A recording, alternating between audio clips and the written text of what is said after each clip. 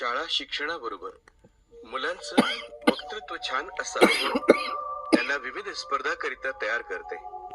ऐकूया वर्ग 7व्या वर्गातील विद्यार्थिनी कुमारी अहर्ता देवानंद तायडे हिच्या विचारातून भारतातील पहिल्या महिला शिक्षिका सावित्रीबाई फुले यांच्या विषयांचे विचार.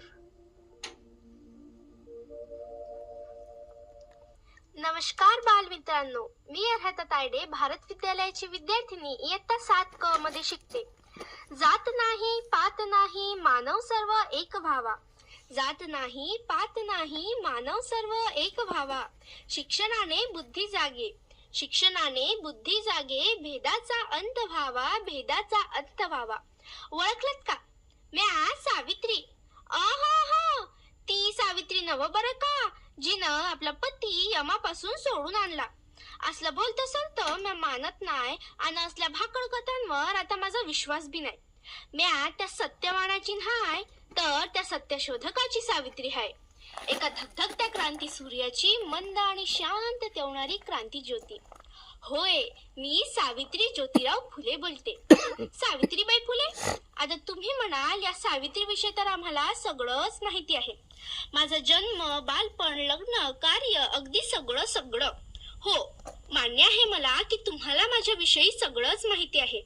पण मी आज इथे माझ्याविषयी काही सांगायला किंवा मी केलेल्या कार्याचं गुणगान करायला मुळीच चाललेली नाही आहे, तर काहीतरी शोधायला आलेली आहे. आता तुम्ही म्हणाल काय हरवलंय बाईचं जी ती शोधत आहे?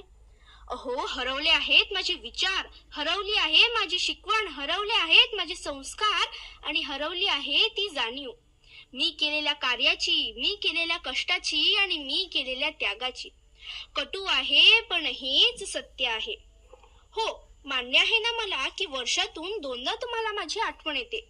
वर्षातून दोनदा तुम्ही माझ्या फोटोवरील धूळ झटकता आणि मला सुगंधित फुलांचा हार घालता. तुम्ही माझा जय जयकार करता.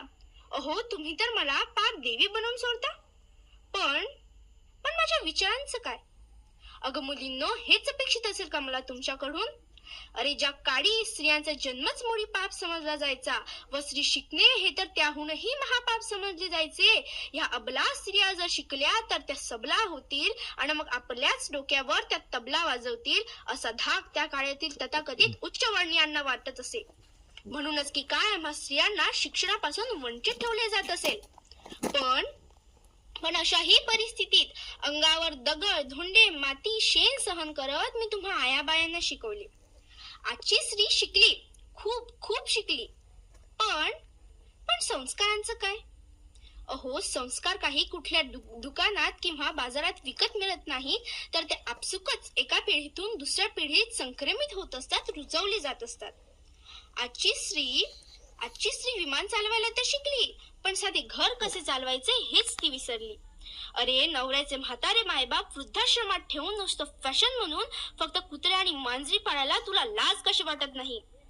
असे म्हटले जाते की शिक्षणाने शहाणपण येतं. हेच का हो तुमचं शहाणपण? अगं मुलींनो, तुम्हाला शिक्षण दिले, स्वातंत्र्य दिले, पण तुम्ही ह्याच स्वातंत्र्याला स्वैराचार समजून बसल्यात आणि इथेच आपली गफलत झाली. अरे, शिक्षणाला जर संस्कारांची जोड मिळाली ना तरच समाज घडत असतो. आता तुला समाज घडवायचा आहे की बिघडवायचा आहे हे तुझ्या हातात आहे. बघ, पटलं तर घे, नाही तर सोडून दे. पण हो, जाता जाता एक वचन मात्र दे की सावित्रीची लेक तू, वचन दे मज एक तू. सावित्रीची लेक तू, वचन दे मज एक तू. तुझ्या हाती जरी पाळण्याची दोरी, तुझ्या हाती जरी पाळण्याची दोरी, कर्तृत्वाने आणि संस्काराने लावशील ज्ञान ज्योत दोन्हीही घरी. चला, येते मग.